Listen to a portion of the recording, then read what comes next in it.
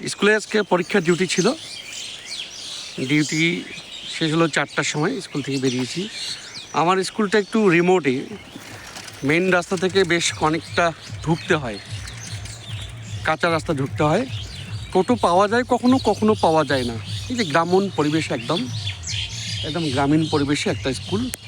কখনো কখনো টোটো পাওয়া যায়, কখনো কখনো টোটো পাওয়া যায় না। তো হল থেকে বেরিয়ে খাতা জমা দিয়ে দেখলাম যে একটাও টোটো নেই। দাঁড়িয়ে থাকলাম কিছুক্ষণ, তারপরেও নেই। হাঁটা পথে চলেছি।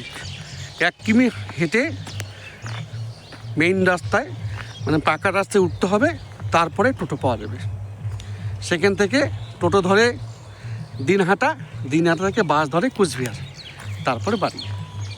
এই হচ্ছে আমার শিক্ষকতা জীবন।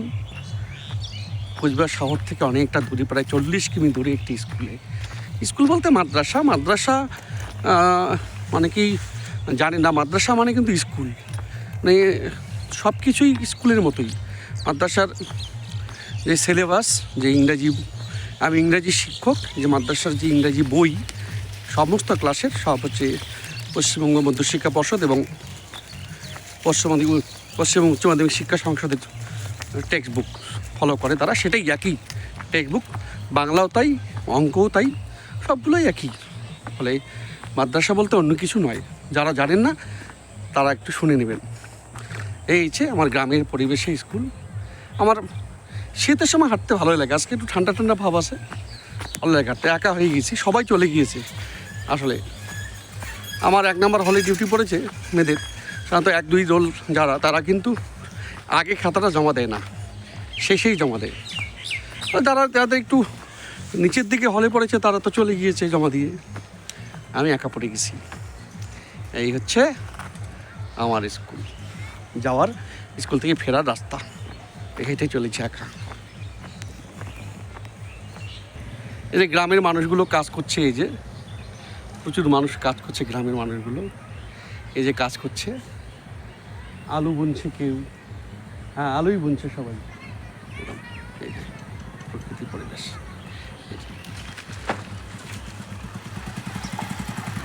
হ্যাঁ, একটু ব্লগ করছি আর কি স্কুল থেকে ফেরার পর।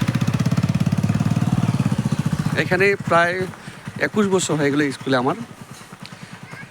আমরা এসএসসি থেকে মাদ্রাসা এসেছি 2005 সালে। এসএসসিতে যদিও উচ্চশ্রেণীর মাধ্যমে অনেকেই স্কুল পরিবর্তন করেছেন, গ্রামের স্কুল থেকে শহরে গিয়েছেন। 15 কিমি স্কুল থেকেও, কুচবিহার থেকে 15 কিমি দূরেও যারা ছিলেন তারাও শহরে গিয়েছেন। কোনোভাবেই হোক, যে কোনোভাবেই হোক শহরে গিয়েছেন তারা।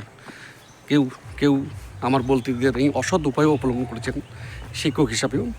না, আমরা অভাগা রয়ে গিয়েছি এই গ্রামের স্কুলেই। কিন্তু ভালো লাগে, স্কুলটাকে ভালোবাসি আমি। স্কুলের মানুষগুলো, চারপাশের মানুষগুলো খুব ভালো মানুষগুলো। আর এখানে আমার যে ছাত্রছাত্রী যারা প্রথম দিকে ছিলেন, তাদের এখন বাচ্চারাও আমার স্কুলে পড়তে আসে। আমার ছাত্রছাত্রীদের বাচ্চাদের আমি পড়াচ্ছি। এটা একটা মেন্টাল স্যাটিসফ্যাকশান বটে, কী বলেন? পথে কিছুটা বাঁশবাগানও পড়ে। এই যে বাঁশবাগান, ঢালাই রাস্তা দিয়ে বাঁশবাগানের পাশেই এই বাড়ি রয়েছে অনেকগুলো। বাড়ির পাশ দিয়ে এই বাগান।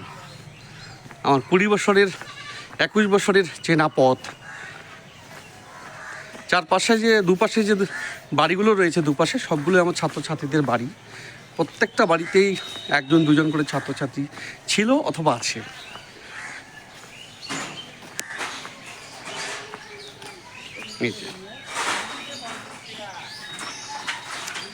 একা আছি তো, যার জন্য এই করে যাচ্ছি, যাতে রাস্তাটা দূরত্বটা বেশি মনে না হয়। কি বলেন? এটাই জীবন। কখনো একা, কখনো বন্ধুদের সঙ্গে, কখনো পরিবারের সঙ্গে। এই জীবন। কখনো সহকর্মীদের সঙ্গে, কখনো অচেনা মানুষের ভিড়ে জীবন চলে যায়। এই তো হাঁটতে হাঁটতে পাকা রাস্তায় চলে এলাম। এখান থেকে টোটো ধরে দিনহাটার দিকে যাব।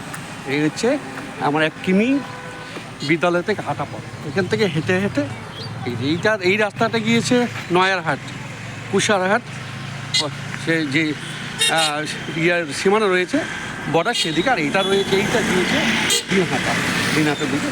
এই টোটো ধরে এবার আমি রওনা দিই।